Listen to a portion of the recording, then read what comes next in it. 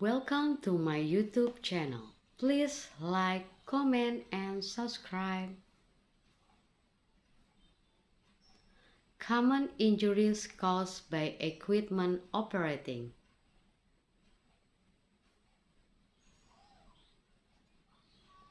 It is the obligation of maritime industry employers to provide a safe working environment, which means providing maritime workers with the appropriate equipment and training.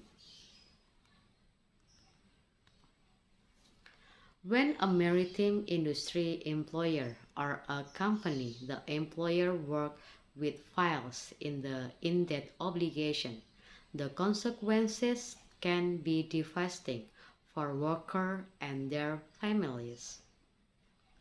Common injuries sustained in equipment operating negligence cases include mild, moderate, or severe traumatic brain injuries, crushed or amputated limbs, back or spinal cord injuries, lacerations, severe burns, electrocutions, torn ligaments, polytrauma, multiple bodily injuries, broken bones. Maritime workers who have been injured on a marine vessels, drilling rig or platform or at port as a result of equipment operating negligence may be able to recover compensation for your losses. The compensation you may recover will depend on the maritime laws that apply to your case, which is why it is critical that you speak with an experienced and knowledgeable Houston Maritime Injury attorney. And then federal and state maritime law that may affect you. Maritime cases are complex because different maritime laws can apply to a variety of situations and classes of workers. The following federal maritime laws or doctrines may impact your claims. Merchant Marine Acts of 1920, more commonly known as the Jones Acts. Outer Continental Shelf Land Acts. Maintain and cure. Unseaworthiness. Longshore and Harbor Workers Compensation Acts. The Deed on the High Seas Acts. And then about Houston crane accident lawyers.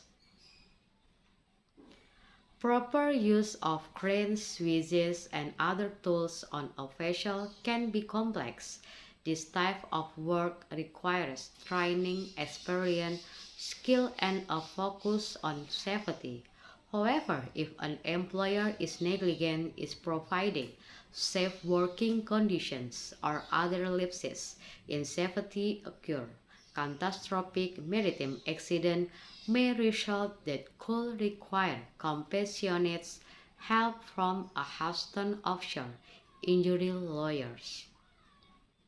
The presence of cranes on seagoing vessels is made all the more dangerous by the presence of bulky shipping containers, heavy equipment, drilling equipment, fishing nets, and plenty of other complex equipment that are likely to be nearby.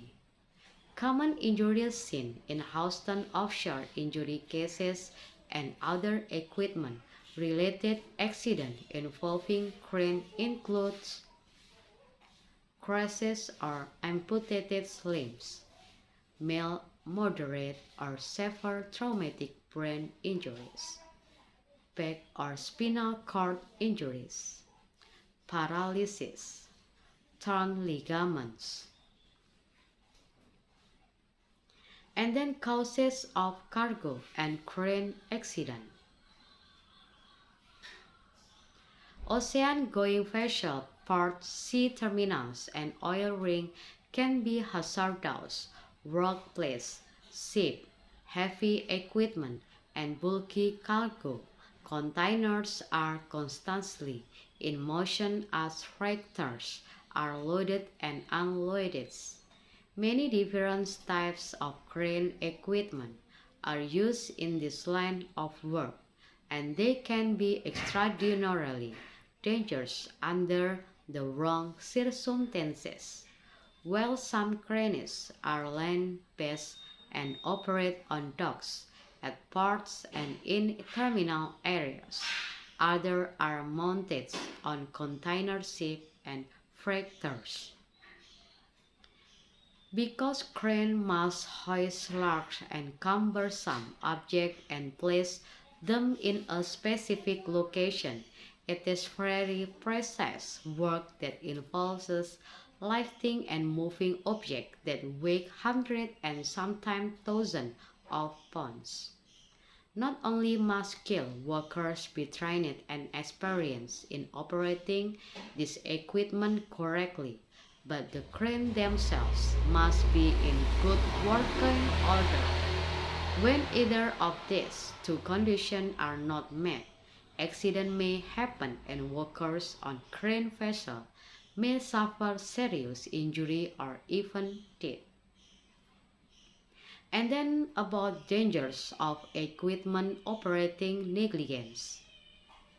Human error is one of the biggest challenges in ensuring the health and safety of maritime workers. While mistakes are bound to occur, many equipment-related injuries are the result of negligence. Unfortunately, negligence continues to be a leading factor in Houston maritime accidents. Equipment operating negligence can include the following: fatigue due to long working hours or lack of sleep, lack of attention,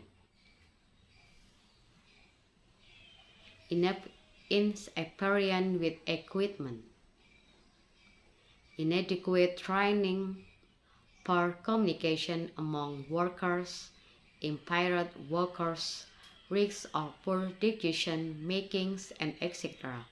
Thank you for watching this video. Don't forget to give like, comment, and subscribe.